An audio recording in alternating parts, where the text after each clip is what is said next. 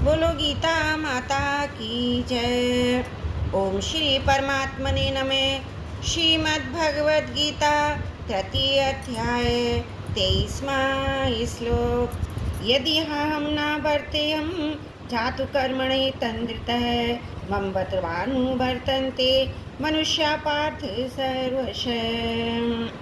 उत सिद्धिर्मे लोका न कुर्यां कर्म चेदहं शंकरस्य च कर्ता स्यामुपहन्यामे मा प्रजा।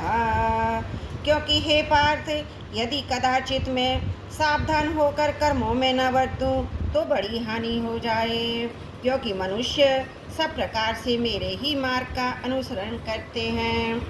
इसलिए यदि मैं कर्म ना करूं तो ये सब मनुष्य नष्ट भ्रष्ट हो जाएं और मैं संकरता का करने वाला हूँ तथा समस्त प्रजा को नष्ट करने वाला बनूं।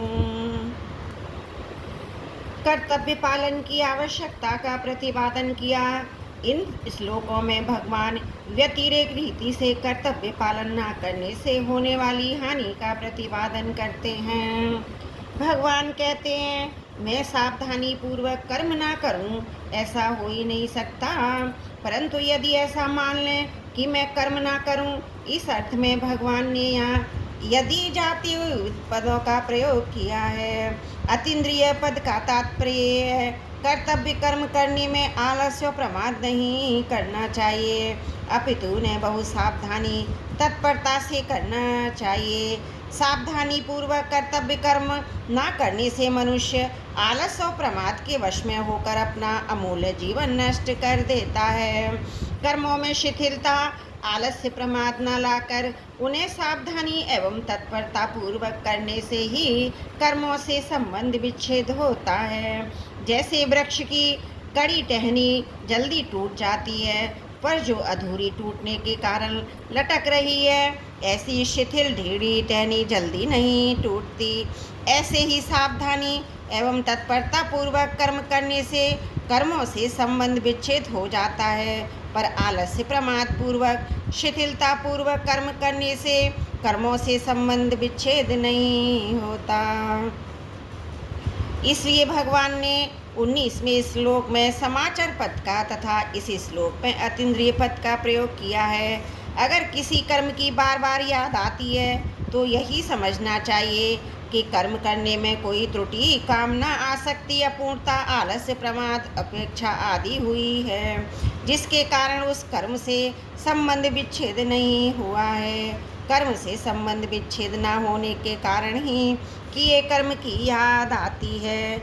मम वर्तन्ते मनुष्या पार्थ सर्वशः। इन पदों से भगवान मानो ये कहते हैं, मेरे मार्ग का अनुसरण करने वाले ही वास्तव में मनुष्य कहलाने योग्य हैं। जो मुझे आदर्श न मानकर आलस्य, प्रमादवश कर्तव्य कर्म नहीं करते, अधिकार चाहते हैं, वे आकृति से मनुष्य होने पर भी वास्तव में मनुष्य कहलाने योग्य नहीं हैं।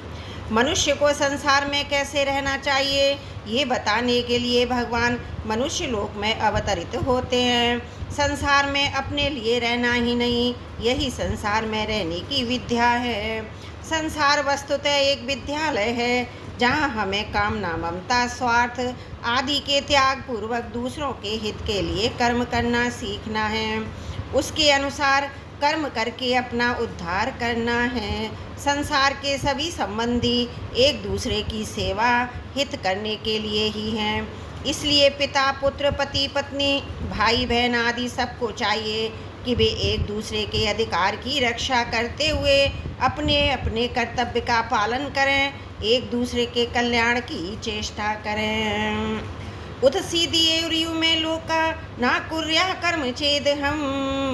भगवान ने कहा, सावधानी न रखने से होने वाली हानि की बात कही, और अपने पदों से कर्म न करने से होने वाली हानि की भी बात कहते हैं। यद्यपि ऐसा हो ही नहीं सकता कि मैं कर्तव्य कर्म ना करूं, तथापि ऐसा मान लिया जाए कि मैं भगवान के यहाँ चेत पद का प्रयोग करूं।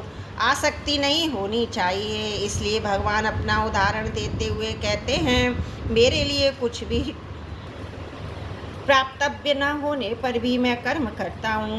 यदि मैं जिस वर्ण आश्रम आदि में मैंने अवतार लिया है उसके अनुसार अपने कर्तव्य का पालन ना करूं तो संपूर्ण मनुष्य नष्ट भ्रष्ट हो जाएं, अर्थात उनका पतन हो जाए। कारण कि अपने कर्तव्य का त्याग करने से मनुष्य में तामस भाव आ जाता है, जिससे उनकी अधोगति होती है। भगवान ने त्रिलोकी में आदर्श पुरुष हैं और संपूर्ण प्राणी उन्हीं का मार्ग के अनुसरण करते हैं। इसलिए यदि भगवान कर्तव्य का पालन नहीं करेंगे तो त्रिलोकी में भी कोई अपने कर्तव्य का पालन नहीं करेगा। अपने कर्तव्य का पालन न करने से उनका अपने आप पतन हो जाएगा। शंकर सच्चा कर्ता इस आयु पन्या मीमा प्रजा।